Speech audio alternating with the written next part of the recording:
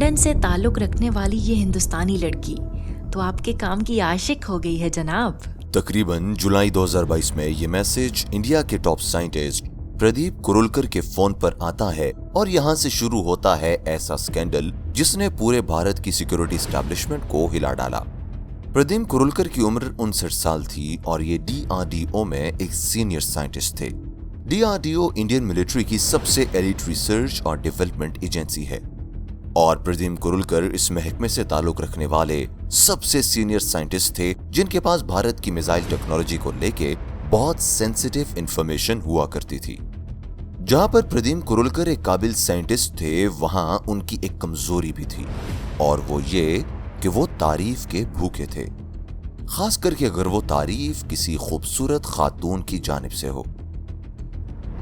आपका बहुत धन्यवाद। क्या मैं इस खूबसूरत लड़की का नाम जान सकता हूँ?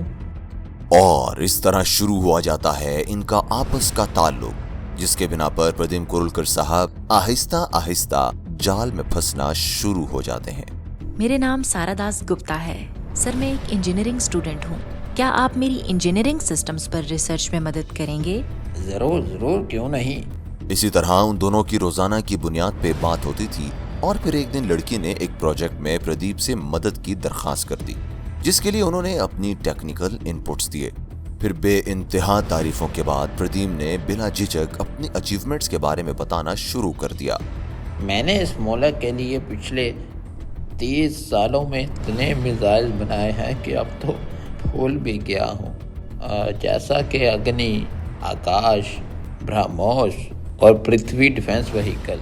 बस अब होना क्या था कि जितना वो लड़की उनके तारीफों के पुल बांधती, उतना ही वो खुल खुल के इंफॉर्मेशन देते चले गए। सिर्फ आप ही है जो इस देश में ऐसा कर सकते थे सर। इंडिया जल्द ही पाकिस्तान को हमेशा के लिए खत्म कर देगा। जय हिंद। हमारे जोश के साथ सोच कितनी मिलती है। मेरी कोशिशों से पाकिस्तान इस धरती पे कायम नहीं रहेगा। जय हिंद।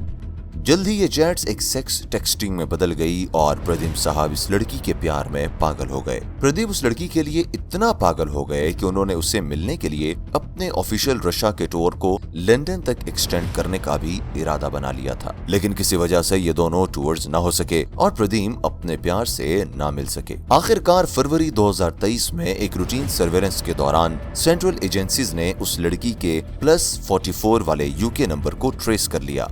ये नंबर एक पाकिस्तानी IP एड्रेस से जुड़ा हुआ था। उन्होंने DRDO के विजिलेंस विंग को अलर्ट कर दिया और फिर फौरन से कॉलोनल प्रदीप राणा की निगरानी में एक इंटरनल इंक्वायरी शुरू कर दी गई।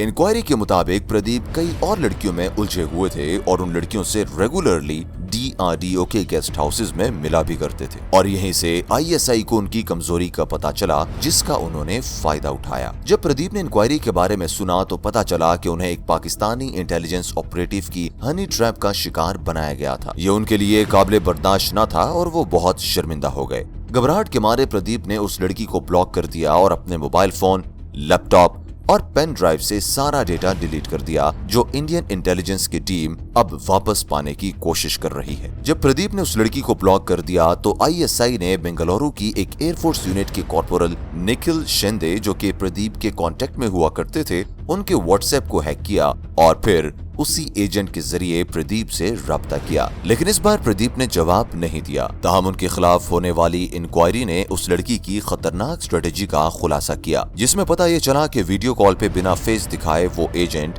जैसे जैसे कपड़े उतारती, ये सीनियर इंडियन साइंटिस्ट वैसे वैसे उन्हें भारत के अलग अलग मिसाइल सिस्टम के बारे में क्लासिफाइड इंफॉर्मेशन फराहम कर रहे थे। ब्रह्मोस के बनने के बाद से पाकिस्तानी इंटेलिजेंस एजेंसीज ने इंडियन ऑफिसर्स और डिप्लोमेट्स को हनी ट्रैप करने की बहुत कोशिशें की और इसमें उन्हें कई कामयाबियां तो हुई, लेकिन वो सब छोटे लेवल के ऑफिसर्स थे। लेकिन इस बार उन्होंने ब्रह्मोस के सबसे सीनियर साइंटिस्ट को निशाना बनाया और वो यहाँ भी कामयाब रहे। प्रदीप कुरुलकर एक ग्रेड एच के आउटस्टैंडिंग साइंटिस्ट थे।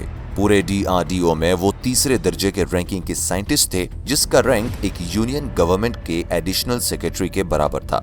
1988 से DRDO में एक करियर साइंटिस्ट होने के साथ साथ उन्होंने कई मिसाइल प्रोजेक्ट्स पर काम किया था, लेकिन उन्हें Akash surface to air missile systems design, development और प्रोडक्शन टीम के मेंबर होने की वजह से सबसे ज्यादा जाना जाता था। इसलिए जब उन्हें 3 मई को अरेस्ट किया गया और ऑफिशियल सीक्रेट एक्ट के तहत उन पर चार्ज लगाया गया तो इस न्यूज ने भारत की हुकूमत को हिला डाला। इंडिया के लिए यह बात समझना बहुत जरूरी है कि उनकी पाकिस्तान को तबाह करने की साजिश में सबसे बड़ी रुकावट ISI है और वो फिल्मों में पाकिस्तानी एजेंट्स को भारतीय एजेंट से फंसते जरूर दिखा सकते हैं, पर हकीकत में होता वो है जो प्रदीप कुरुलकर के साथ हुआ।